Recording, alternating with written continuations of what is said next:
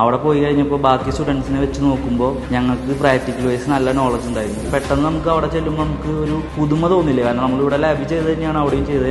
എനിക്കൊരു abroad placement വന്നിട്ടുണ്ട്. അതിൻ്റെ ഇൻ്റർവ്യൂ ക്വസ്റ്റ്യൻസ് ആണെങ്കിലും തിയറിപരമായി എടുത്ത ക്വസ്റ്റ്യൻസ് തന്നെയാണ് അവിടെ ചോദിച്ചിട്ടുള്ളൂ. അതേ പ്രാക്ടിക്കൽ തന്നെയാണ് അവിടെ പ്രാക്ടിക്കൽ എക്സാമായിട്ട് ഞങ്ങളോട് ചോദിച്ചത്. അതെനിക്ക് ഭയങ്കര യൂസ്ഫുൾ ആയിരുന്നു.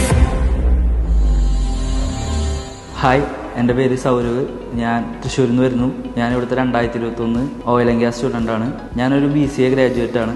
ഞാൻ എൻ്റെ ഡിഗ്രി കഴിഞ്ഞതിന് ശേഷം ഡിഫറൻ്റായൊരു ഫീൽഡിലേക്ക് പോകാൻ വേണ്ടി ഓരോ കോഴ്സുകൾ അന്വേഷിച്ചിരിക്കുമ്പോഴാണ് ഈ QA/QC മെക്കാനിക്കൽ കോഴ്സിനെ കുറിച്ച് അറിഞ്ഞത്. അതിന് കൂടുതലായി സോഷ്യൽ മീഡിയയിലൊക്കെ അന്വേഷിച്ചപ്പോൾ ഞാൻ അങ്ങനെയാണ് ആക്സോൺസ് തിരഞ്ഞെടുത്തത്. ക്ലാസ് വൈസ് നോക്കുമ്പോൾ ഇവിടുത്തെ പ്രാക്ടിക്കലായാലും തിയറി ആയാലും എനിക്ക് കുറേ ഗുണങ്ങൾ ചെയ്തിട്ടുണ്ട്. കാരണം അത് മനസ്സിലാവുന്നത് ഫസ്റ്റ് പ്ലേസ്മെൻറ്റ് വന്നത് റിലയൻസിലാണ്, ജാംനഗറിൽ.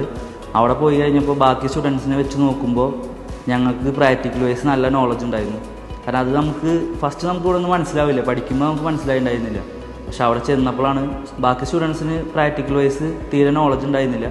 പക്ഷെ ഞങ്ങൾ അത് വെച്ച് നോക്കുമ്പോൾ ഭയങ്കര ഇവിടുത്തെ ക്ലാസ്സും ആണെങ്കിലും ഭയങ്കര സിമ്പിളായിട്ടുള്ളൊരു വേയിലാണ് ഞങ്ങൾക്ക് ഷിയാബ് സാറ് ക്ലാസ് എടുത്ത് തന്നിട്ടുണ്ടായിരുന്നത്. പ്രാക്ടിക്കലായാലും ഭയങ്കര ഈസിയായി.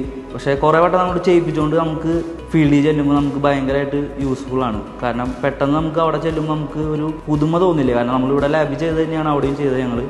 അത് കഴിഞ്ഞ് ഞങ്ങൾക്ക് അടുത്തത് വന്നത് സെക്കൻഡ് പ്ലേസ്മെൻ്റ് ആയിട്ട് എനിക്ക് വന്നത് ഇവിടെ കൊച്ചിയിൽ BPCLലാണ്, കൊച്ചി റിഫൈനറിയിൽ.